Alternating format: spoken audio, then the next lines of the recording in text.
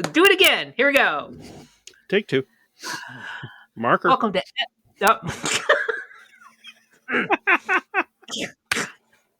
All right.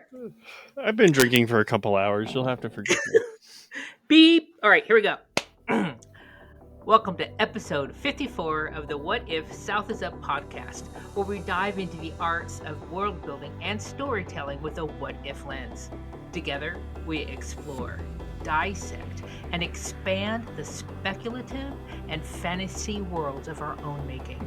Blending a bit of wisdom and a dash of whimsy, we aim to spark creativity for ourselves and for you. Get ready to reimagine and dig deeper as we journey from what if to what's possible. In other words, I almost had it. In other words, how to wing it like an author.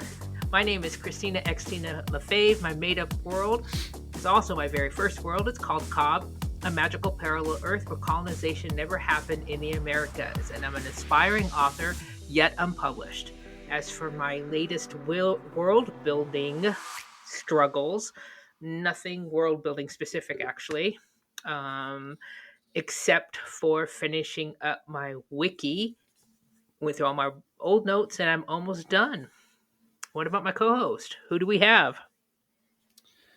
I am Derrick Hall, creator of the world of Ketra and a great many other things as I branch out into the wide world of writing.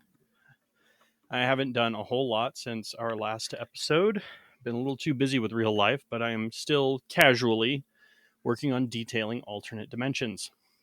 I think I only need 3 or 4 for the story, but I like to keep my options open, so I'm at like 10. Oh, there you go. Woo, Yep. wow. I don't know which ones I want, and I keep getting ideas, so here we go. Ideas, yeah. To kick things off, and before we see which what-if question Chance brings up, let's do a potion or maybe elixir check. Xtina, what are you drinking today, and what's going on in your real world? I'm drinking what I'm calling the Alaxic Honey Martini. It's in vodka, made in the heart of the Alaxic Tundra. And what's going on in the real world is,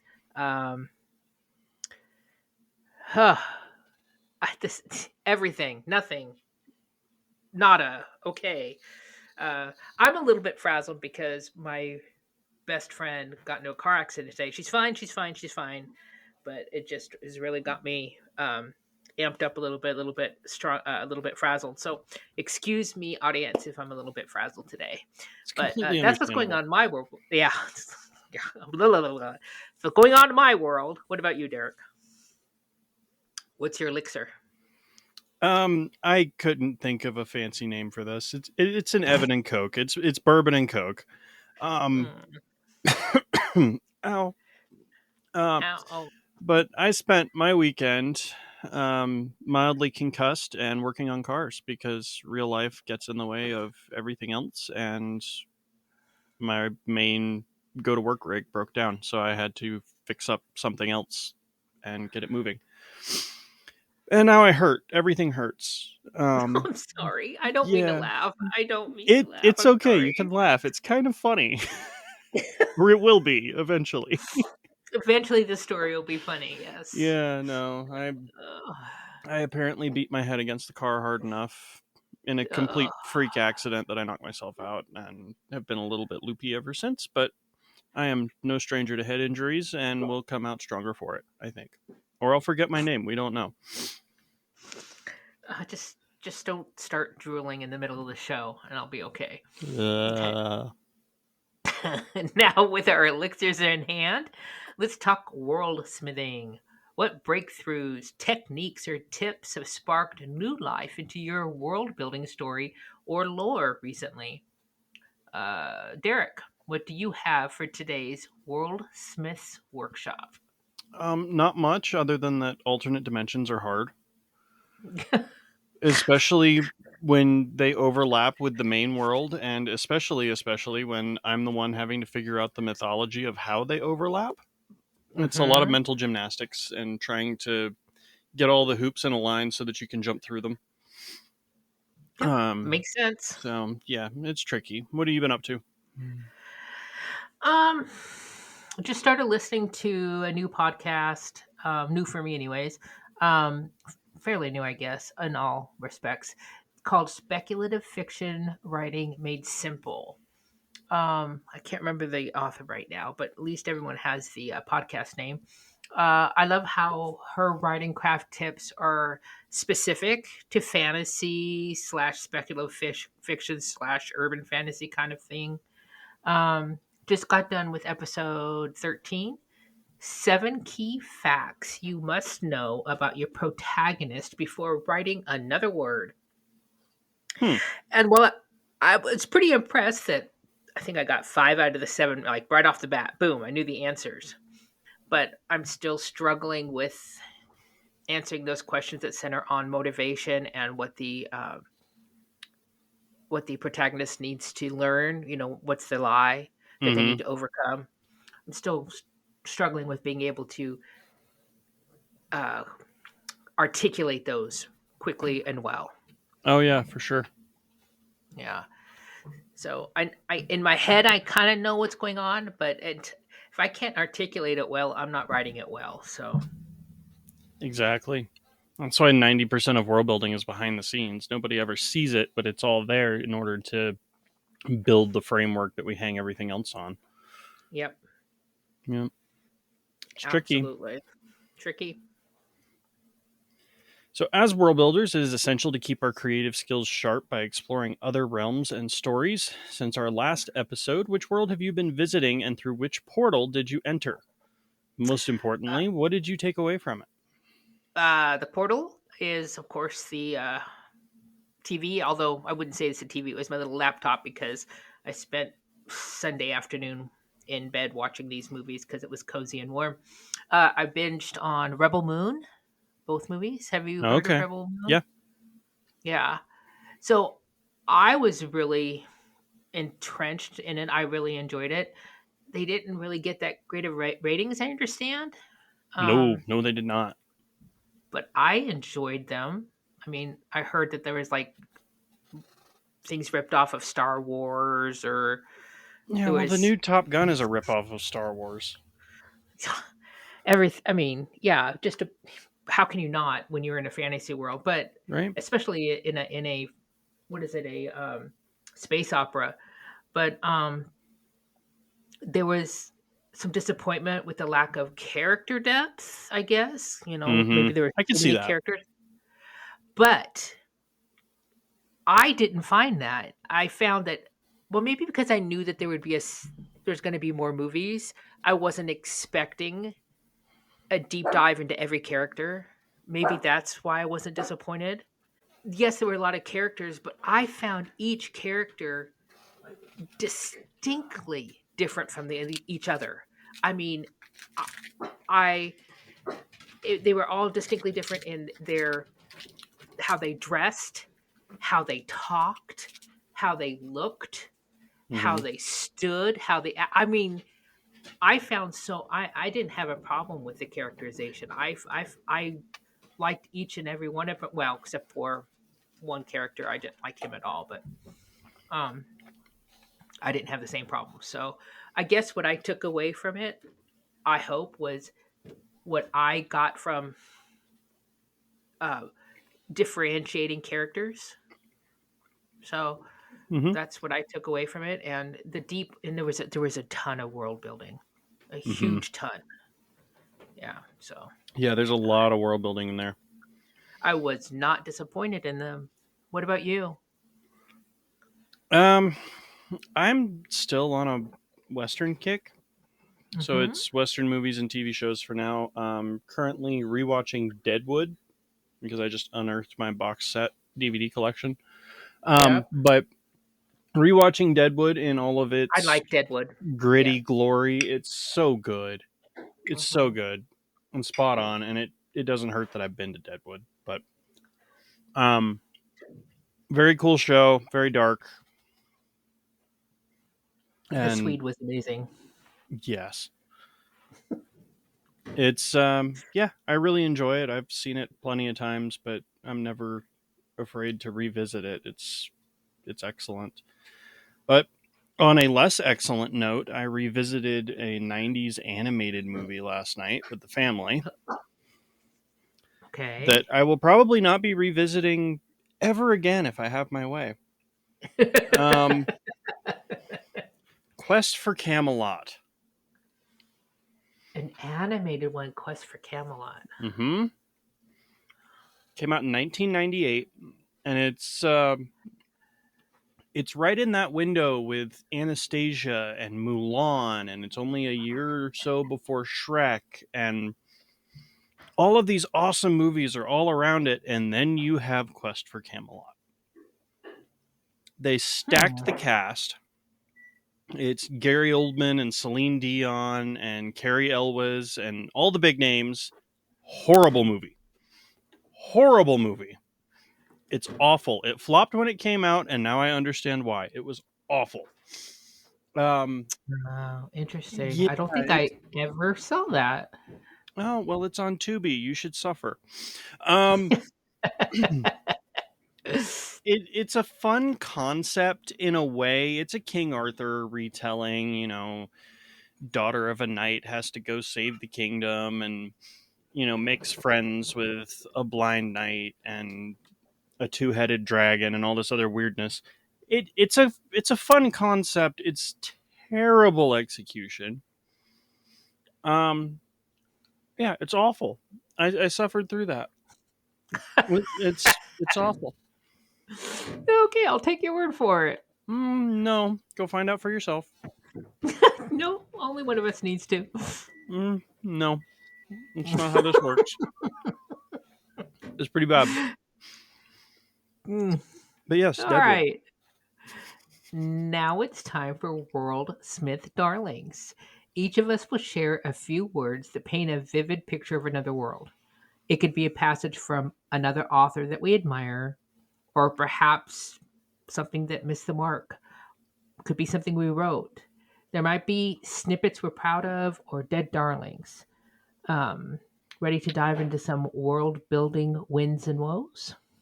Oh, sure. Okay, you go first. All right. Well, words. All right. Well, I'm breaking my pattern. This, for once, isn't one of mine. This is from David P. McPherson and Here Be Dragons. So, huge mythical creatures do not put much time into the study of physics. They do, however, spend a lot of time and effort on being incredibly terrifying. So, while nature may say that they can't fly, she does so quietly, from a distance, preferably while they are sleeping.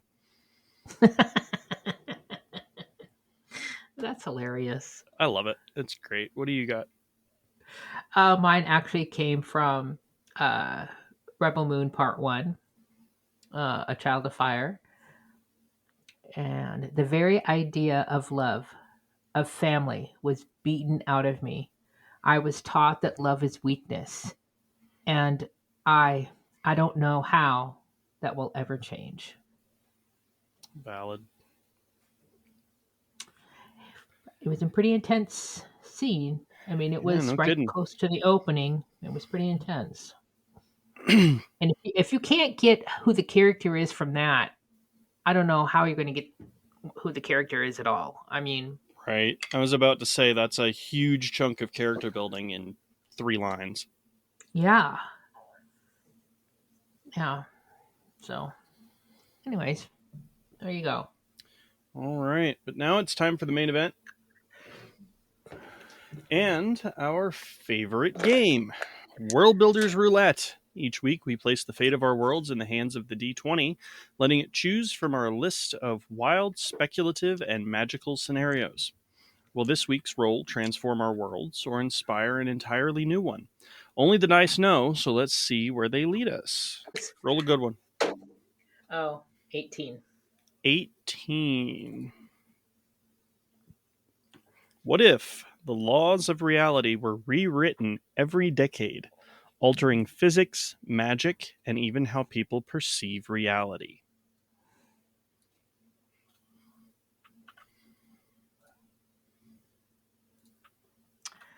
Um, Hold on. What if the laws of reality were rewritten every decade, altering physics, magic, and even how people perceive reality. Who's rewriting these?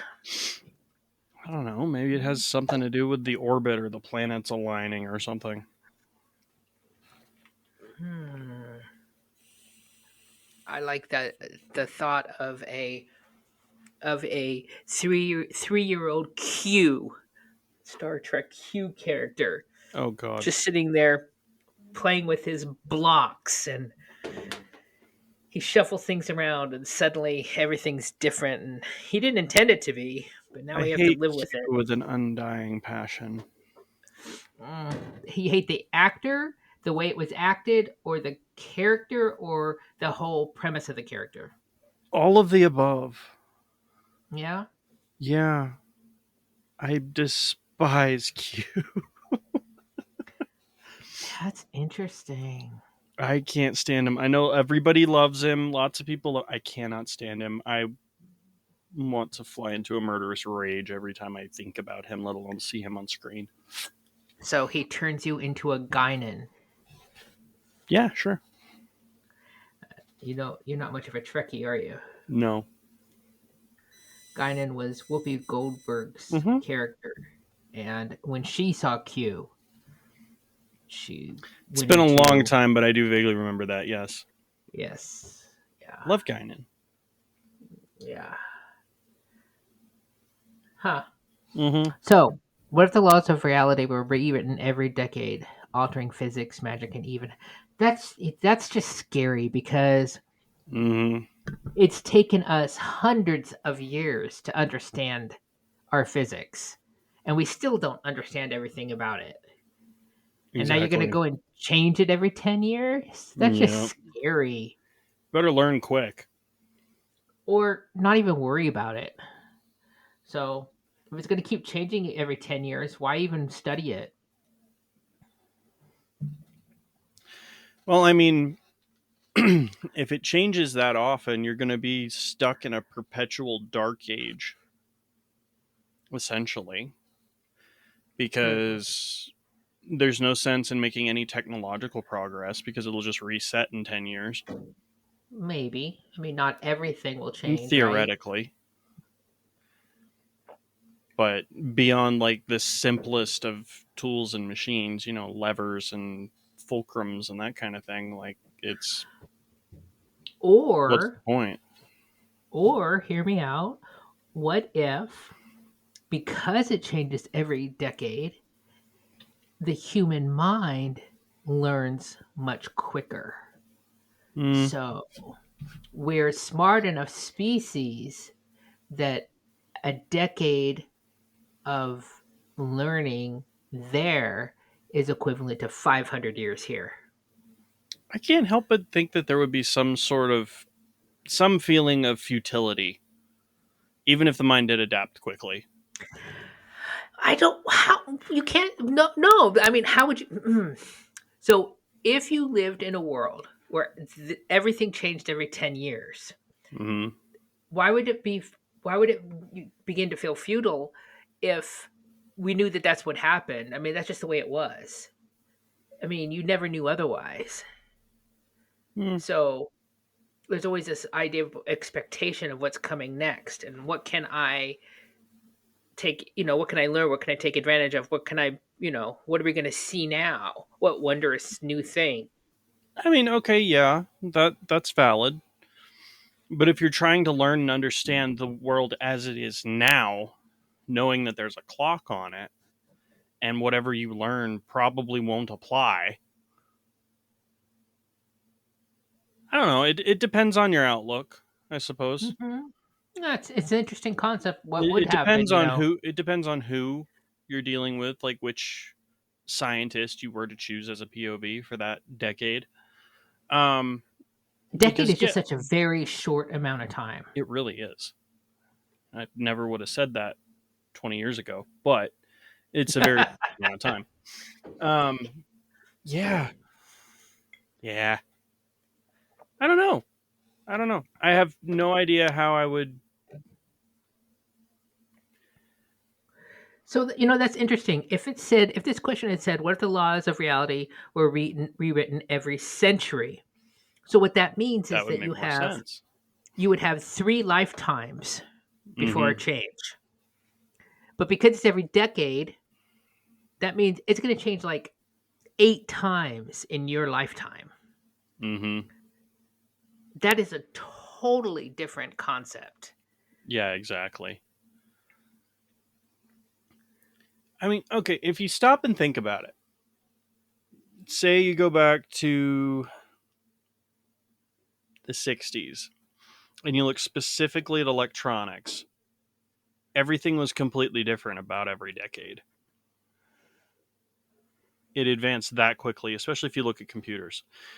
It advanced that quickly, but at the same time, it wasn't just getting freaking Yahtzeed out of a cup somewhere. It was us advancing it that quickly, Hmm. which makes the understanding a little bit better. But for the people who weren't doing the actual work, keeping up with it and advancing with it wasn't that difficult. Like, yeah, it was a big societal change when suddenly we have cell phones or the internet or whatever, but people adapt relatively quickly. So it, Well, it, that's kind of it my could be point. done We adapt quickly, but if we had to adapt faster, could we? Yes. theoretically. Yes. Not us humans. Maybe whatever dimension this is, those humans. Right. I remember watching speaking of Star Trek, I remember watching an episode of Star Trek where this 7-year-old came out, I don't know, he might have been 10, came out, and his father's trying to catch him, "You need to get back into class." But I don't wanna learn physics.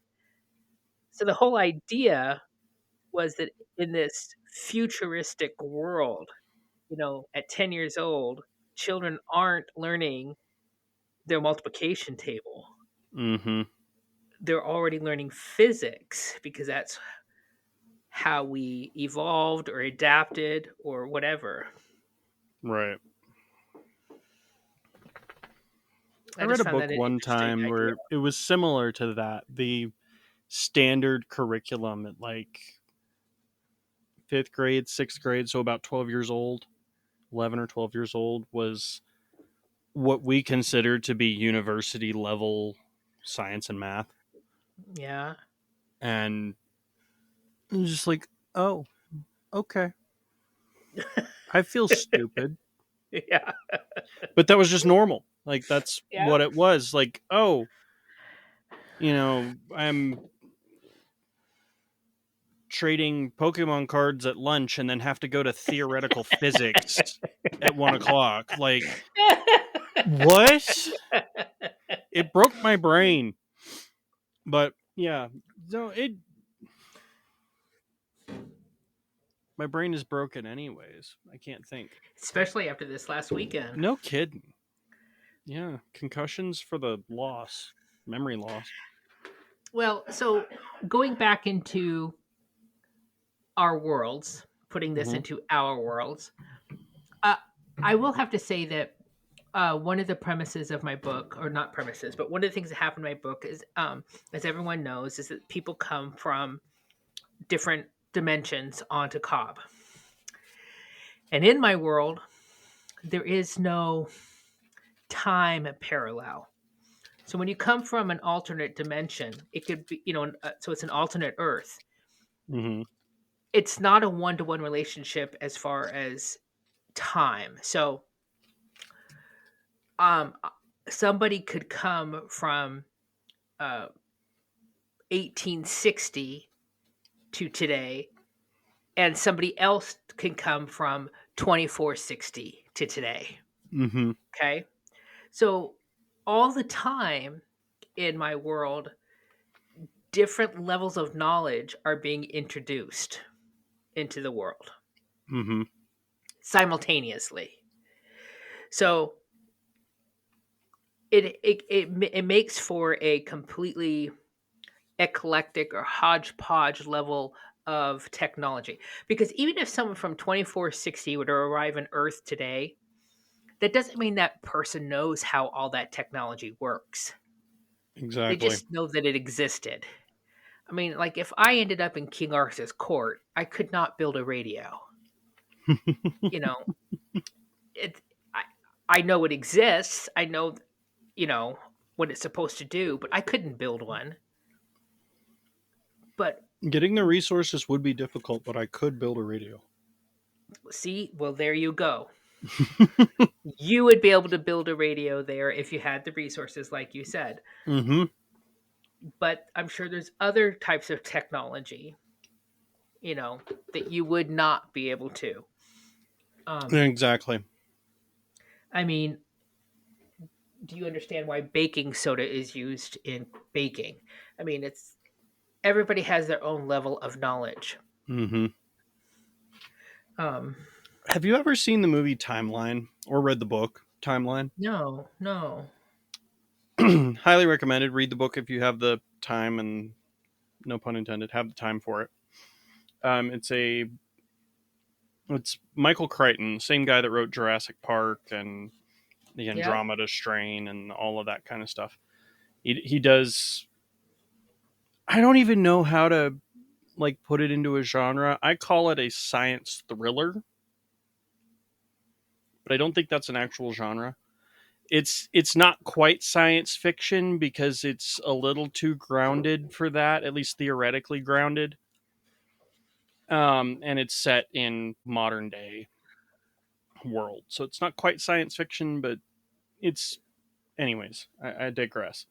But Timeline deals with time travel and some big corporation in the New Mexico desert somewhere, maybe you can find it, ends up sending a bunch of archaeologists back to France during the Hundred Years' War to their own dig site Mm, and dealing with all of that. And, things go sideways as they do, and they end up getting captured. And then they have, um, in order to not get immediately killed because they're prisoners, one of the archaeologists decides to teach I think it was the French, how to make Greek fire, which is okay. not knowledge that they would have had. Right. And for those who don't know what Greek fire is, it's basically napalm. It is a chemical reaction that once you set it on fire, water will not put it out. It just makes it burn hotter. Yep. Um, so he ends up teaching them how to do that, and then the battle goes the way that it didn't go before, and people died who didn't die, and people lived who didn't live, and things like that. And it screws with everything. But yeah, it's the case of having the knowledge. And that's what brought that up in my head, is like being in a place where you have knowledge that no one else does and being able to act on it is kind of the key. Like, okay, yeah, I know that computer processors exist, but I couldn't build one. So Right. yeah, I Yeah. again, digression. Excellent book, pretty decent movie. um Billy Connolly and Paul Walker, I think, among Hmm. others. Yeah, good movie, good book. So, as far as this fitting into my world, if the laws of reality were written every decade, rewritten every decade, altering physics, magic, and even how people perceive reality, um, I don't think that fits my world um, at all. Doesn't fit my story at all. But it's an interesting concept, just in the rapid changes that happen and how that would affect society. Yeah, that's fair. Because I want to guess too that the laws of reality were rewritten every decade, altering physics. It's not going to change all laws of physics. Maybe just one. Up is down, Right. left is right. Gravity pulls at this rate or whatever. Yeah. Um, I think it would just I would write a story that it doesn't change all laws of physics, just one. So how does that Mm, one thing affect all the working things that are happening? And then of course there's the magic. So It's true. It doesn't have to be all or nothing. Hmm. Well, That was fun.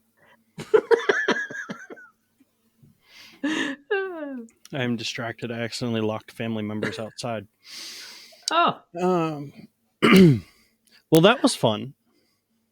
are you a world builder crafting your first universe or a seasoned creator with realms under your belt? Whether you be a D&D game master, a writer, an author, or simply a storyteller, we'd love for all the world smiths to join us on the What If South is Up podcast. Reach out on our Facebook page to send us your pitch. We'd be honored to make your world the star of an episode or a dozen. We'd love your help too. Our what if list is always open for new imaginative scenarios. If you've got a unique twist or world shaking idea, send it our way and we will give you full credit.